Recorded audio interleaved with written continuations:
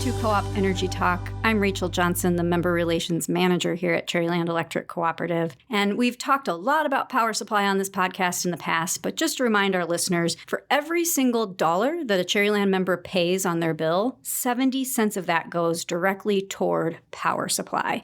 So it is a significant amount of our cost and also a significant portion of our members' bill. And so what we wanted to talk about today is what we're seeing in the power supply markets and how that's impacting our cost and then by extension, our members. This is the first of a two-part podcast series. So in this podcast right now, we're going to be talking about the energy market, more specifically the Mid-Continent Independent System Operator or MISO market that we operate in. Talk about the history of that market, how it evolved, what it looks like today, what that means for pricing, and what we see going forward. Joining me today for that discussion and to offer his expertise on this subject is Zach Anderson. Zach is Wolverine Power Supply's Vice President and CFO. So Zach and I are going to discuss the markets. Please listen in and certainly make sure to check out the second part of this podcast series where we'll talk a little bit more detail about Wolverine's power supply portfolio.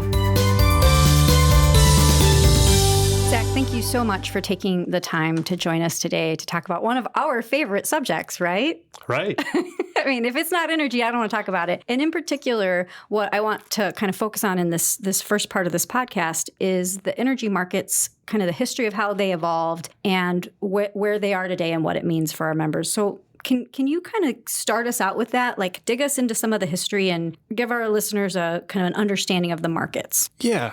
So there's a lot there, right? Which makes it fun to talk about because there's a lot of different ways we could go. And I appreciate the opportunity to share this. So the first place I'll start is at the highest level when we think about there are four main components that go into the member's bill. There's an energy component, there's a capacity component, which is centered around reliability. Do we have enough resources to keep the lights on? And I know you've been spending a lot of time talking about that aspect of it. Then there's the delivery component, the transmission. So long range service from central generation to load. You've got transmission. You've got to pay for that. You have to invest in that to be able to connect generator to load. And then distribution. That's another key component to take it from, think of the interstate highway onto the off-ramp and then deliver it to the homes and businesses that our member cooperatives serve like Cherryland. So those are the four components: energy, capacity, transmission, and then distribution.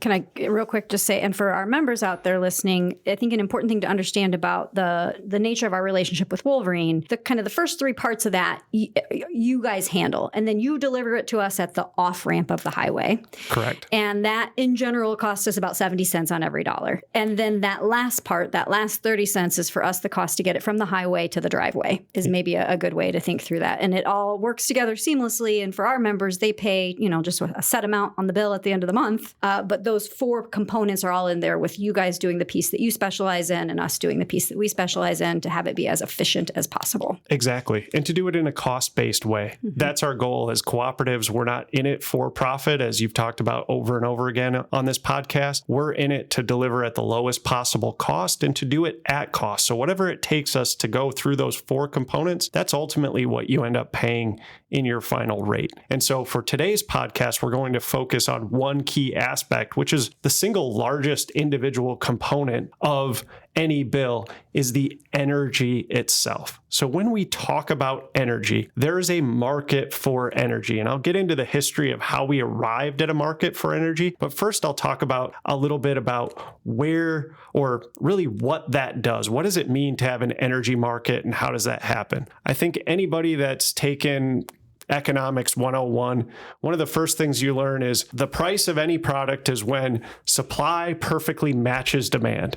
And the energy market is no different. It's a little bit more complex in that energy supply must meet the demand literally every second and actually within cycles of seconds, every day, 24/7, 365 days of the year. The markets are trying to match that moment's demand, so how much every home, business, everything that uses electric energy needs with supply. And so what sets the price is the next generator that is needed, the supply side, the next generator that is needed to meet that moment's demand. That's how we determine the energy price, when supply meets demand. And this is what our team at Wolverine, we have a whole department set up that operates in the market every single day. And you can go online, you can go to misoenergy.org, and you can see the 5-minute energy price. Right now, it's probably $150 per megawatt hour. I think it's kind of amazing that you know that off the top of your head. Can I just say that right now? Well, that's your job. Yeah, that's my job. That's what we do every single day. And I'll explain really what that means to the member as we go through this. But I want people to understand at the highest level, it's economics 101. When supply meets demand, that determines the price. It's set every 5 minutes, every single day throughout the entire year. So before we kind of talk through that piece, can you just really briefly explain, you mentioned MISO. We've talked about MISO a lot on the podcast, but it's complex. So can you just give me a 2-minute primer on who they are and why they matter when we're thinking about our members? Yeah. So let me step back to where really they came from, they being the Mid-Continent Independent System Operator. There's another, these are called regional transmission organizations. There's another one in Michigan that we've talked a little bit about or in the past is PJM, which was formed as Pennsylvania, Jersey, Maryland. Well, Michigan's a long way from Pennsylvania, Jersey, or Maryland, but the idea is if you think about a map, everything from the Dakotas all the way out to the Atlantic Ocean is in one large interconnected transmission grid. So, meaning physically all of those things are connected to one another. They're physically connected. Think about, again, I'll bring this back when I talk about transmission or we think about regional power grids. Think about it like the interstate highway system. I-75, I-94, 75 is running north-south, I-94 is running east to west. It's connecting multiple states. The transmission system's no different. The only difference in the transmission system is there are really 3 grids in this country.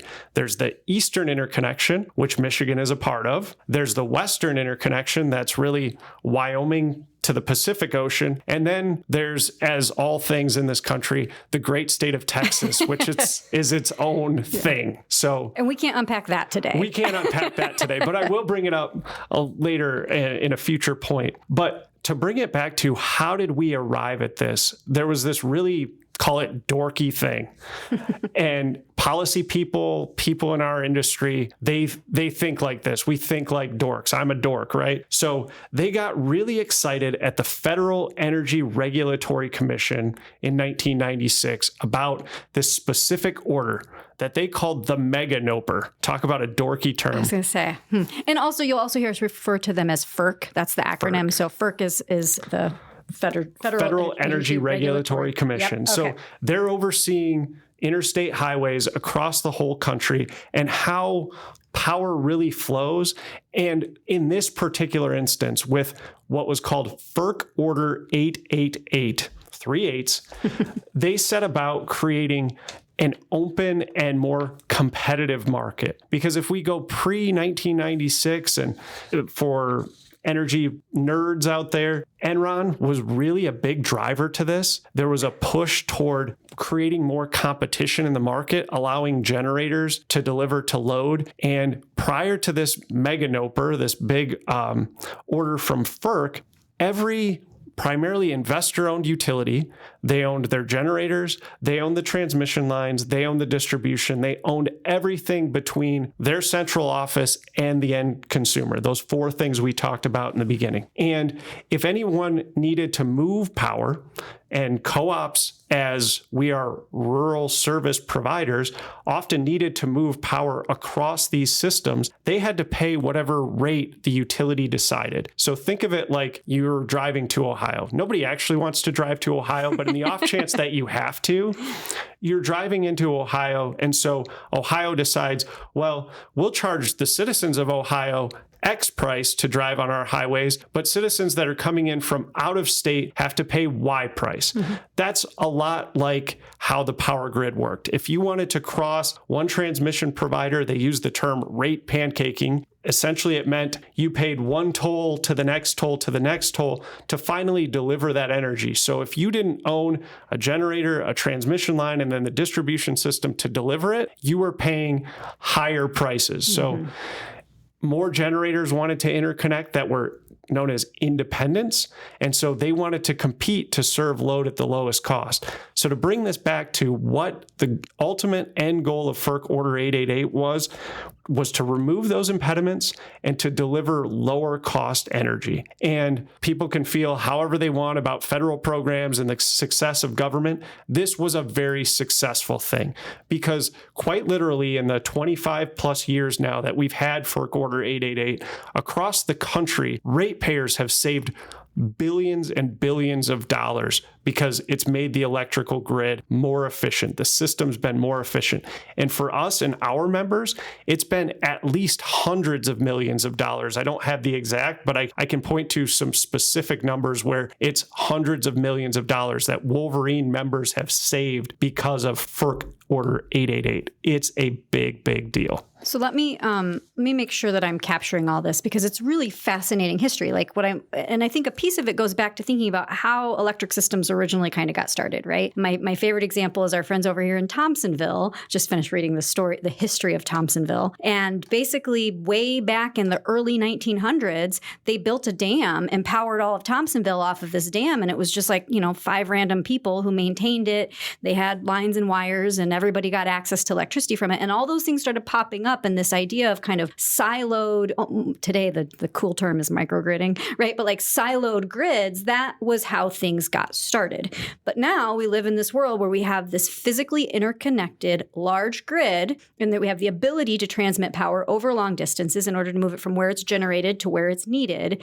And essentially what FERC 888 did is it allowed us to make the market match the actual grid system that we have, right? Mm-hmm. Yeah. And evolve us out of that old model of every man for himself into more of a market-based, and thank you for the Econ 101 reminder, that supply and demand piece setting pricing. Yeah. So to bring it back to your question about what is MISO?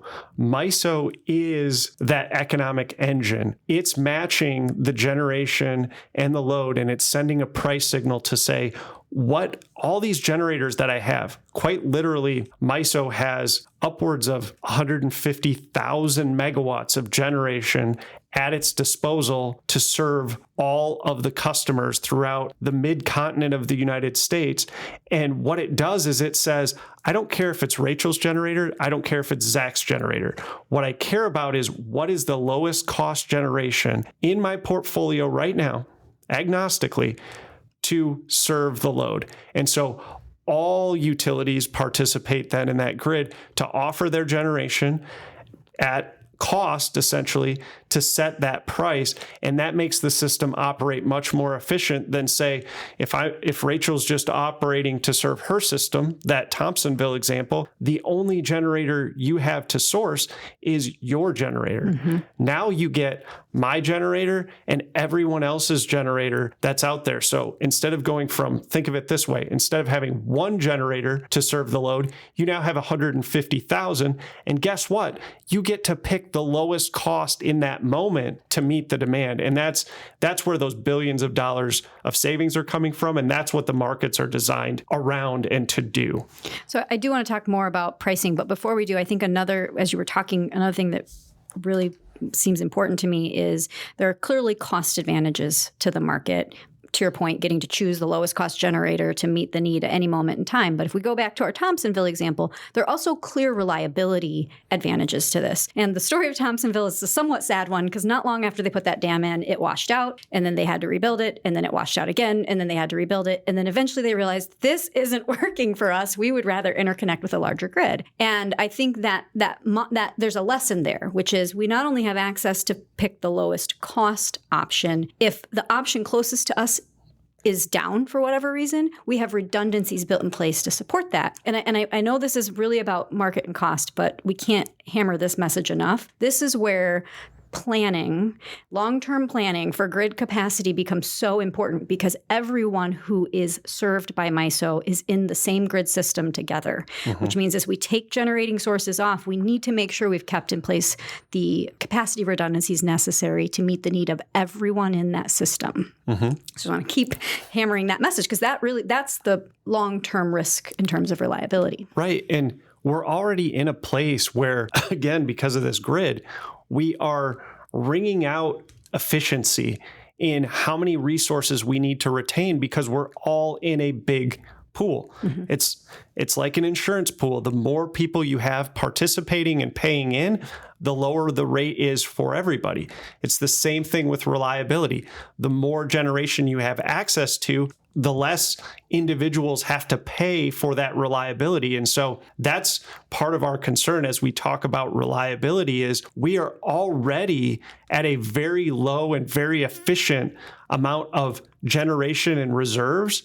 And we're starting to cut into that efficiency and getting too close to the line. And we need to be careful of that because, again, that's another area where ratepayers are saving millions and billions of dollars when you look nationally because, again, sharing in a bigger pool allows for everybody to pay a little bit less and to carry a little bit less risk. So we've talked about kind of the history of how we got here, FERC Order 888, MISO itself, the goals of that it has been successful and over time has saved both Cherryland members, but also in general, electric users across the system some money.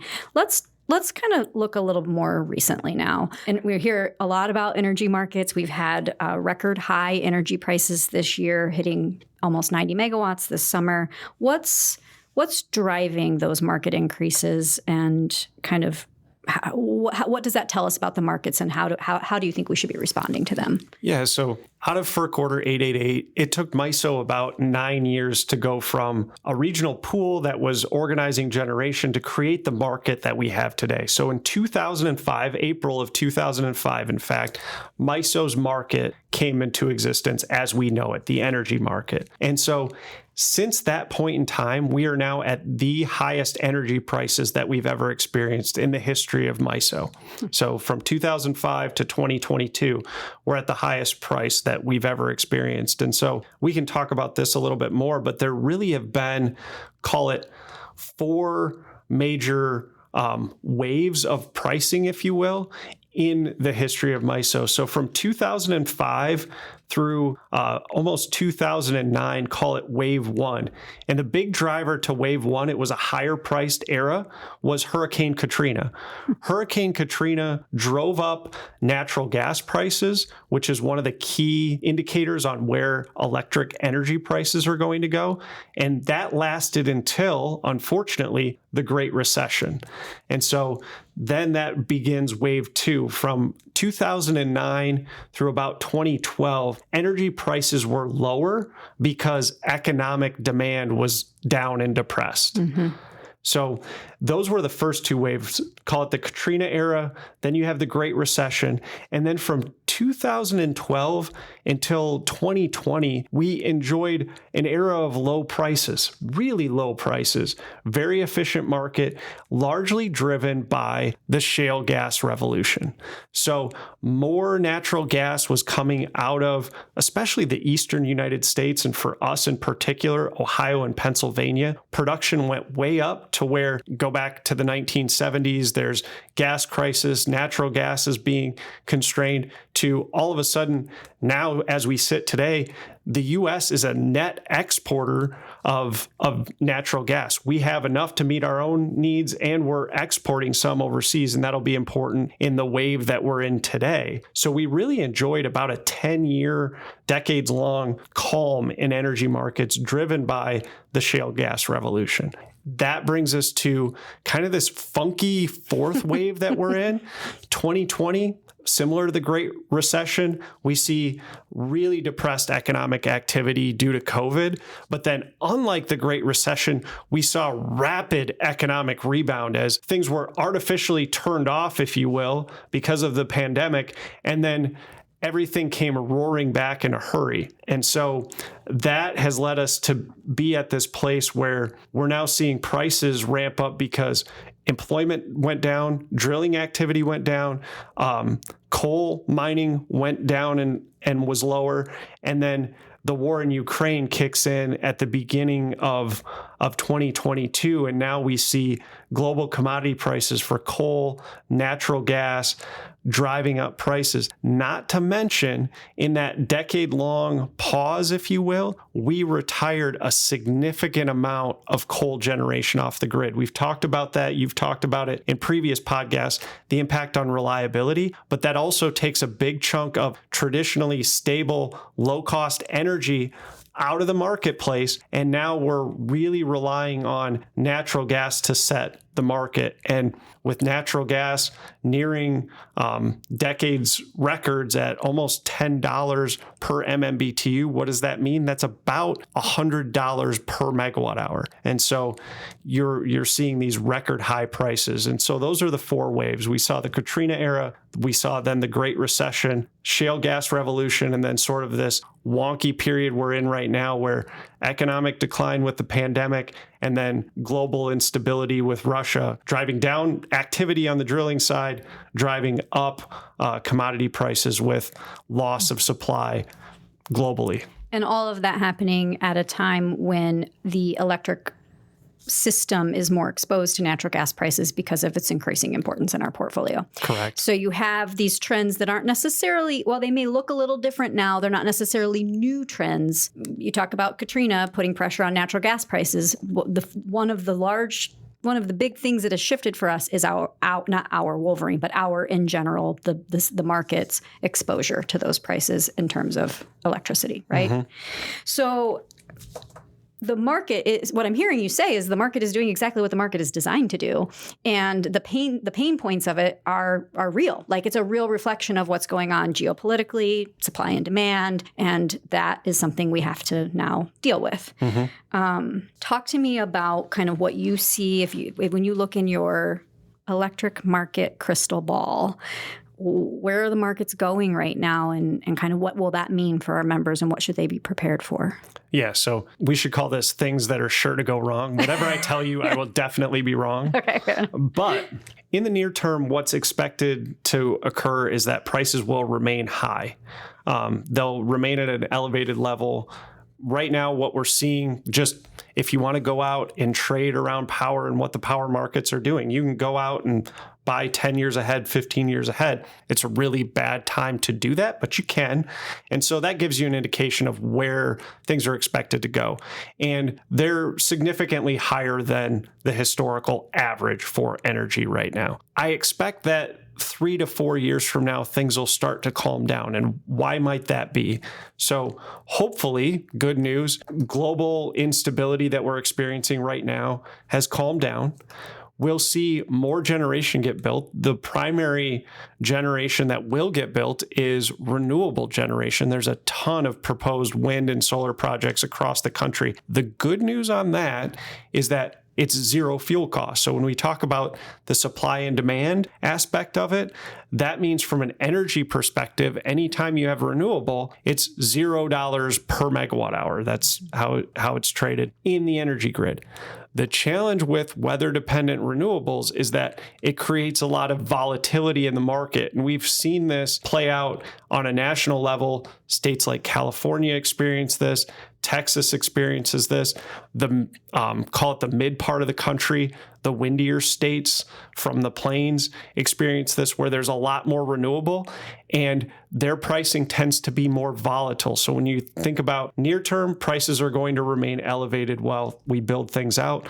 Long term, more volatility because you'll have zero pricing and super high pricing. So to put this at its most extreme, I told you I'd bring this back to Texas for a moment. So in Texas, when they had their energy disaster in the winter of 2021, now affectionately known as Winter Storm Uri, they saw power or energy prices, at $9,000 per megawatt hour. To put that in perspective on a member's bill, you think about your bill, you're on average, round numbers, you're paying 15 cents per kilowatt hour. That is $9 per kilowatt hour. $9 per kilowatt hour. That was the price on one day. They have so much wind in Texas that not within that same week, they had $9 per kilowatt hour. They had negative energy pricing because they had so much wind at a given hour. So that's an extreme case of the volatility, but that's what we're moving towards in the long run. And we'll continue to see until new technology improves, like storage and things like that. We'll continue to see natural gas and renewables as the key drivers to the market as we see more and more coal and nuclear expected to retire in the years ahead. So if we were to attach a prediction to what we'll call the fifth wave of the market, it's volatility. It is really what we should be expecting. And I think this is where, Zach, I'm always just so grateful. I'm a Cherryland member. I'm grateful to be a Cherryland member, and I'm very grateful that Cherryland is a Wolverine member because the volatility is real. The markets are what the markets are. They're clearly operating the way they're designed to operate. And what makes me feel good is knowing that I'm a part of an electric cooperative that makes decisions based on what's in the best interest of the people we serve, that is cost-based. We're not trying to play the markets to make a bunch of money to put into a stockholder's pocket. We are trying to figure out how to best serve our communities and our members, and those decisions now are going to have to be made with an eye towards how to manage volatility is what I'm hearing from you. Exactly. And as we'll talk about more, that's where a portfolio comes in, because how do you manage volatility long term?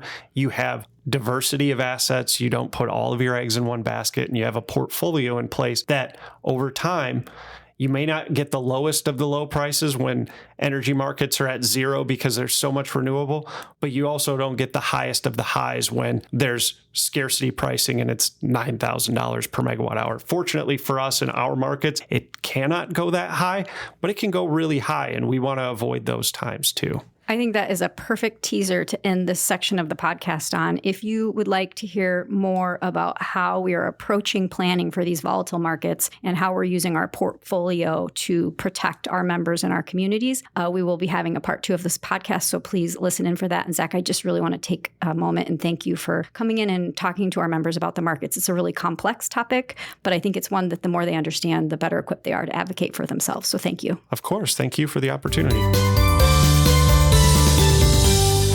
So that was the first of a 2-part series on what we see going on in the power supply markets and power supply pricing today. As I mentioned at the beginning of this podcast, it's a really important topic because 70 cents of every dollar we spend goes toward power supply. If you're interested in finding out how we are leveraging our portfolio to help protect us against the volatility of the markets, please make sure to check out part 2 of this podcast series. And also, I mentioned in the podcast a few times the history of Thompsonville and how that kind of has some interesting insights for when we think about how the energy markets evolved. I just want to give a shout out to Charles Kraus, who wrote a book recently called Thompsonville in Time. And it is just a really fascinating read about an important part of our regional history. And I highly recommend you check it out and pick it up at a bookstore near you. Join us next time for more Co-op Energy Talk.